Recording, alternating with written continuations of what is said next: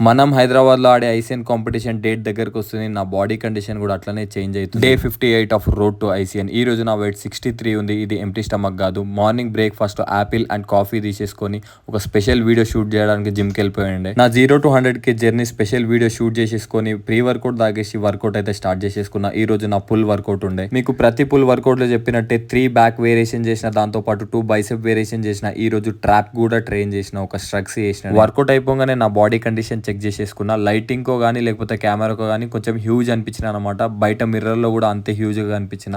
So నా back condition కూడా చూసుకోవచ్చు, కొంచెం రిప్డ్ అవుతుంది.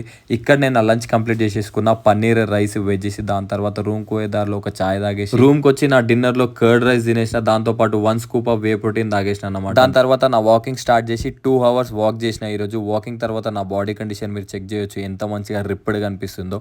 స్టేజ్ మీద కూడా ఇంకా రిప్డ్గా కనిపిస్తాం మనం. రేపు మళ్ళీ కలుద్దాం.